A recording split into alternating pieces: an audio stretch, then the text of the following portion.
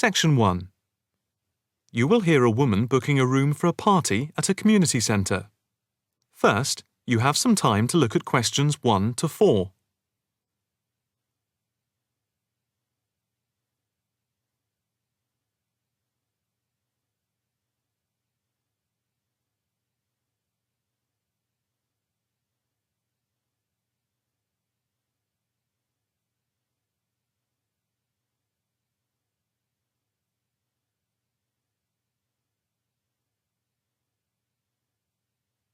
You will see that there is an example which has been done for you. On this occasion only, the conversation relating to this will be played first. Hi, good morning. My name's Pete. How can I help you? Hi, my name's Maria Lincoln. I understand you hire out rooms in the community centre as venues for parties? The woman's first name is Maria. So, Maria has been written in the space. Now, the test will begin. You should answer the questions as you listen, because you will not hear the recording a second time. Listen carefully and answer questions 1 to 4. Hi, good morning. My name's Pete. How can I help you? Hi, my name's Maria Lincoln. I understand you hire out rooms in the community centre as venues for parties? Yes, we do. We've various sized accommodation. It depends on what you're looking for, really. We're looking to hold a party, a children's birthday party, and we need a room that will hold about 70 people, with space for a small disco area, games, dancing, and food. Well, we have a large room, and it would certainly hold at least 100 people comfortably. It's used a lot for parties and things like that. That sounds as if it might be suitable. I've tried various venues, and they're either booked up or they don't hold enough people.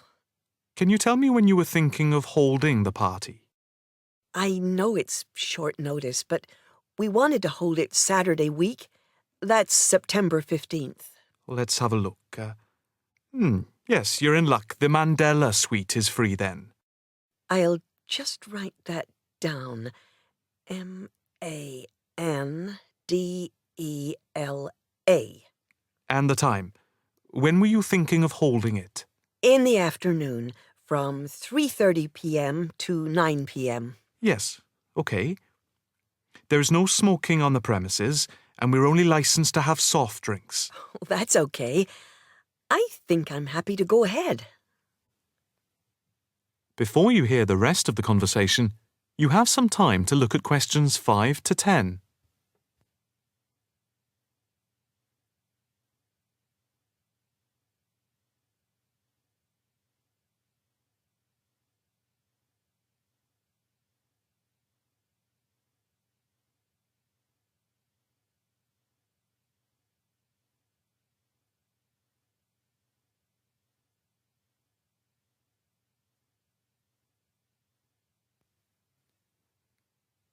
Now listen and answer questions 5 to 10. Can you just give your postcode? Yes, it's PA5 7GJ. Fine. And the flat and street number? It's flat number 40, and the street number is 35. Okay, so that's flat 40, 35 Beaches Street. Yes, that's right. And a contact number? My landline is 223279 with the code. But I'll give you my mobile number, which is 07897 293381. Okay, 293381. Can you tell me how much it will cost? It's quite reasonable, actually. It's £115 for the hire of the room, with tables and chairs. But if you want to hire disco equipment, we've got a basic system with speakers and other equipment for £25. But there's no technician around in case anything goes wrong. And of course, it's optional.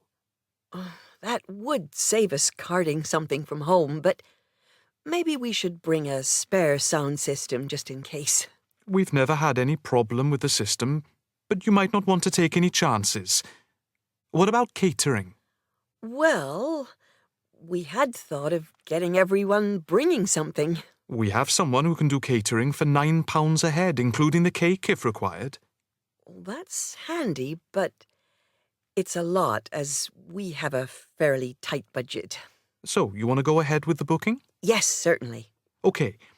I need to take a deposit of £30, which is refundable.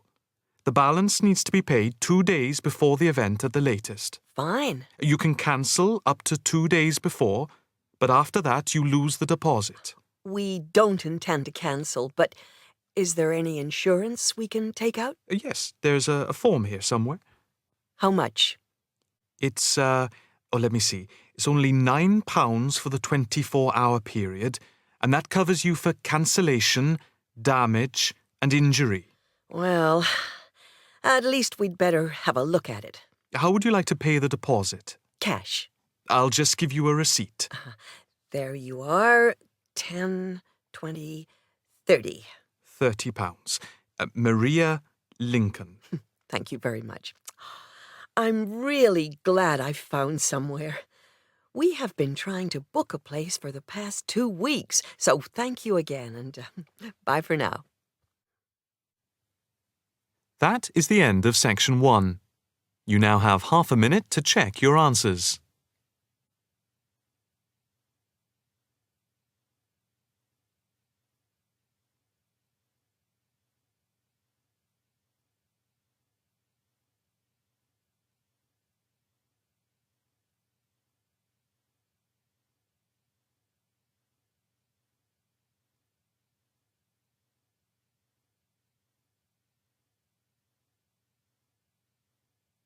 Now turn to section 2. Section 2. You will hear a talk on the radio about grass roofs. First, you have some time to look at questions 11 to 13.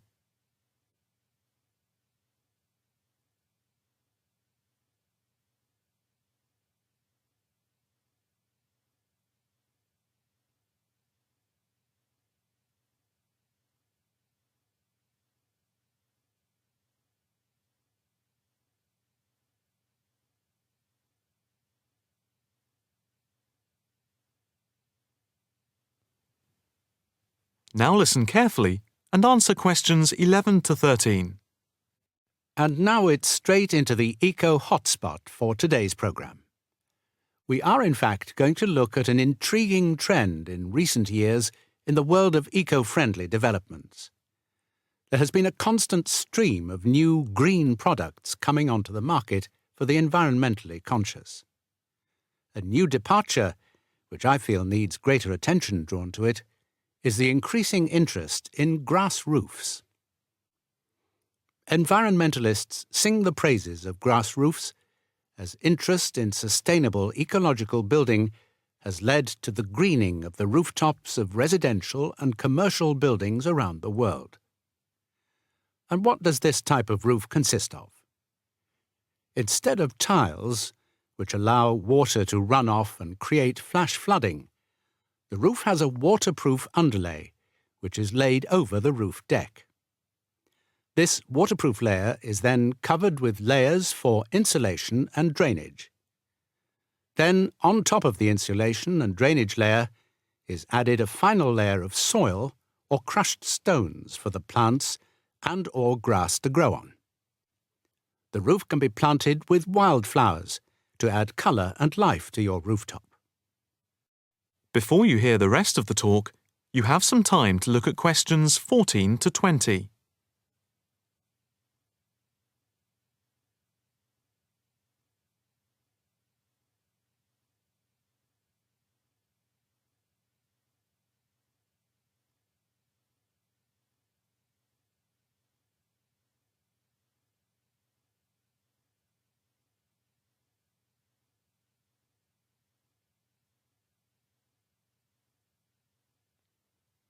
Now listen carefully and answer questions 14 to 20.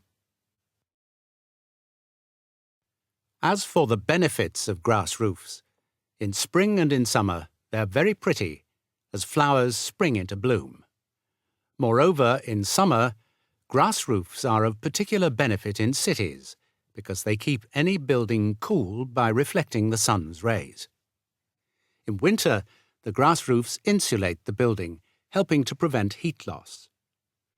The roofs require little maintenance and are better than any other roofing material.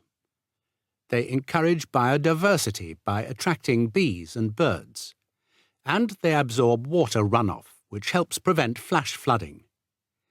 In fact, the gravel layer retains 71% of the rainwater that falls, thus helping to prevent flash flooding. In winter, the brown soil is a bit more evident, which can look unattractive if the roofs are not tended carefully. But that is a price worth paying, and I would say that they come highly recommended by those who have them. If you compare grass roofs with tiles, the latter do certainly look very tidy, but at a price to the future of the planet.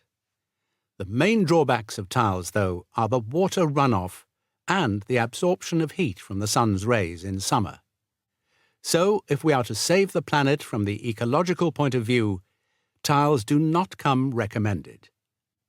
The only roof that I can think of which has similar ecological credentials to the grass roof is the thatched roof.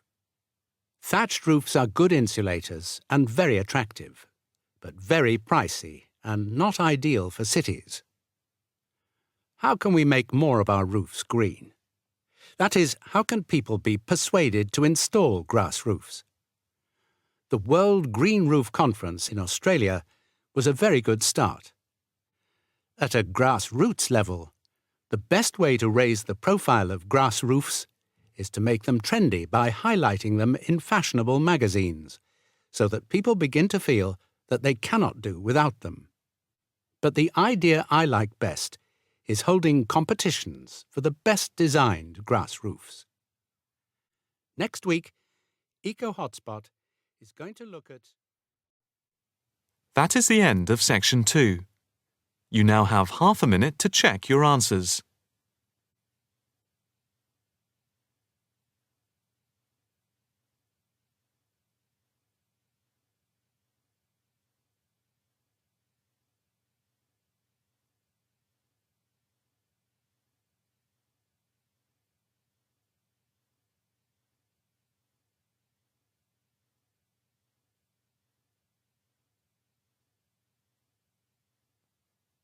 Now turn to section 3.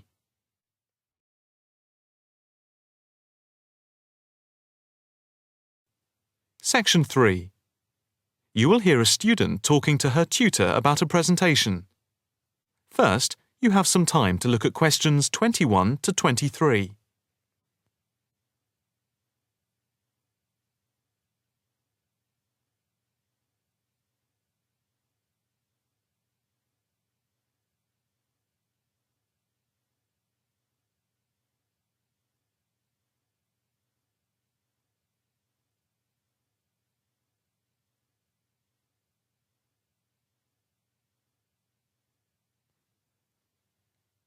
Now listen carefully and answer questions 21 to 23. Excuse me, Dr. Owen, Oh, hello, Karen. Have you got a few moments? Yeah, sure. How can I help you? Well, I've had difficulty finding data on the original question, and I was wondering if I could change my paper to Investment in Knowledge, comparing some European countries with the United States, and then with others throughout the world, including the OECD average. I found lots of data by way of graphs, etc. Where did you get the data from? From various sources, books and journals. How are you going to present the material? I am going to use the electronic whiteboard as suggested and do a blend of graphs, pictures, text and podcasts to illustrate my presentation. It sounds very impressive. Yes, let's hope the whiteboard works. But I'm also going to have a PowerPoint presentation for a backup, just to cover myself. A backup is a good idea, but it's a lot of work doing everything twice. It is, but at least I'll have experience of both. Before we talk about how to use the data I've selected, could you give me the names of a few websites I should look at for more specific background material? When you type in anything to do with knowledge, there are millions of sites listed. Before you hear the rest of the conversation, you have some time to look at questions 24 to 30.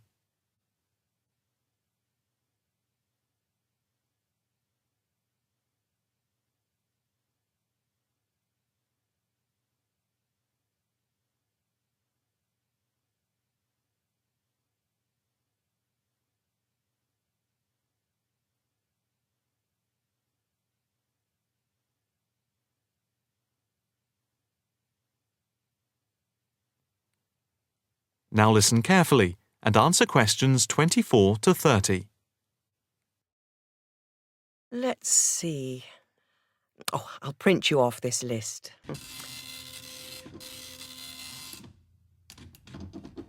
Oh, there we go. Right. Do I really need to study everything on these? No, I suggest there are 5 or 6 you can look at. The one you have to go through is the IT department section on the university site, which is www.kmul.org. It has articles by all of us in the department and has links to useful information, so I think it is essential to look at this. OK, I've already been on it, but I'll tick that one as a must-read.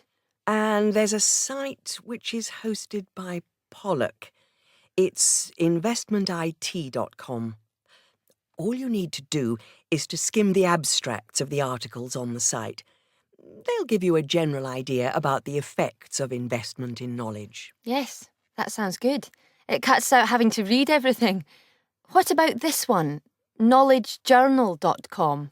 If I remember, it's not that useful. I would say that there are very few things that you need to read there. Then there's itknowledgereview.com. It's got loads of articles, but it's probably best just to read those that have come out in the last term or so. Do you have to subscribe? No, it's free from the university library. And another free journal online is itonline.com. I wouldn't say it's essential to read it, but it is beneficial. And so I think it is worth a look. If you think it's useful, there is no harm in looking at it. But nationalstatistics.com is worth looking at and trying out the links that it gives. I think these are probably enough to be getting on with. I think so. There's another thing I want to ask about. How much material should I use in my presentation? Avoid crowding the screen. If you have lots of information at one time, people will not be able to follow it and will just switch off. That's worth remembering. I've been in lectures where there was too much detail on the screen and it was impossible to read quickly. But what about visuals? Do you think it's okay to mix visuals and text?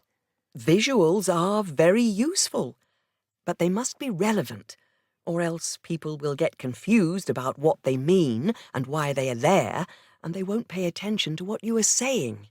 So be careful.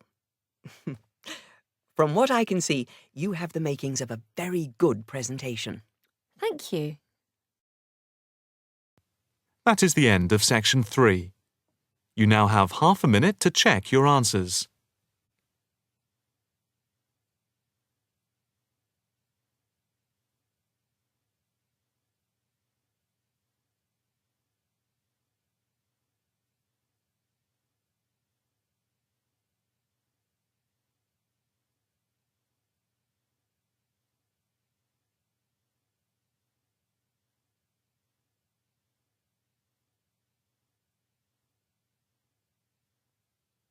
Now turn to section 4.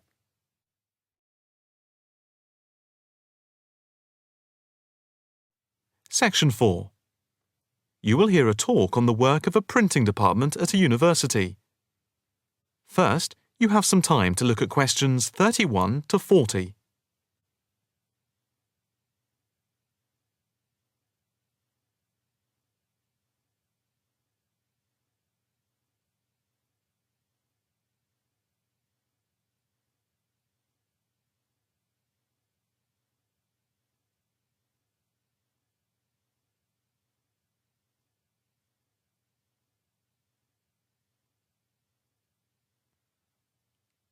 Now listen carefully and answer questions 31 to 40. I am here to give you a brief outline of the work of this new department. The Department of the Printed Word has a very short history, having been created just 10 years ago. Some statistics to start with. The first intake of undergraduate students consisted of 20 students, which rose to 37 in the second year. And we now have about 50 in the first year, doing a wide range of courses, full and part-time. We have a thriving research department, with 17 students on the taught MA course and 7 students doing research full-time. In all, we have 9 full-time lecturers and 16 part-time lecturers who work mainly but not exclusively in our evening department. Of the total student body, approximately 21% are from outside the country, a number which has been increasing steadily over recent years. Although students from overseas have to reach a minimum level of competence in English before they follow a course at the university, some may require remedial help with their English, and we can offer help through the Student Support Services as part of the general assistance given to all students.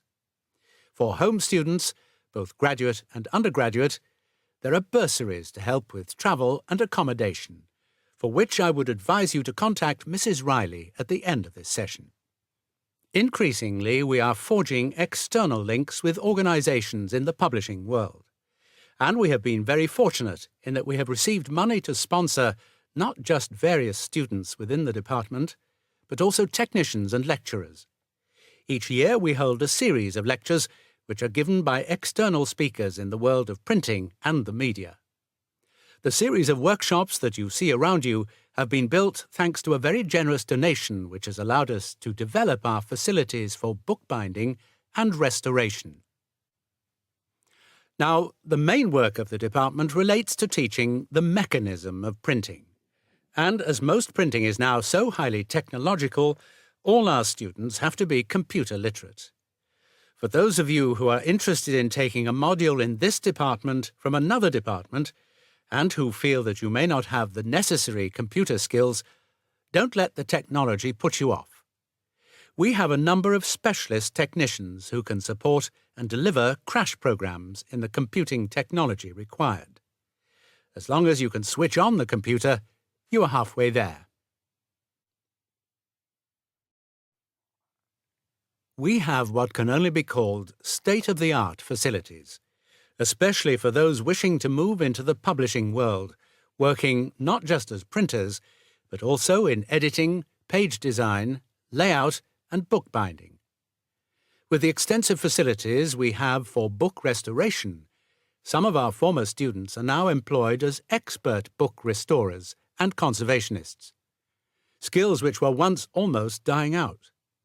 In the display, you will notice samples of work on book cover design, and as well as having all the necessary computer programs for dealing with printing, we have some old printing presses. Despite being largely a modern department, we do have an increasing interest in research into the history of the printed word, ranging from early European to Chinese and Japanese printing techniques. We have in fact some very well-known experts on early printing in Europe in the 15th and 16th centuries. If this area appeals to you, you can talk to Dr. Fred Clare afterwards. From China, we're lucky to have as a visiting lecturer Dr. Yu, who is an authority on early Chinese manuscripts and printing machines. If you are thinking about doing a module with us, or you are interested in doing research after you have finished your first degree, the person to talk to is Professor Clarkson, who will be able to give you all the details. For postgraduate research, you should really be thinking about applying now, even though we are only in December, as the department now attracts large numbers of people, and we always have many applications for each research position. That is the end of section 4. You now have half a minute to check your answers.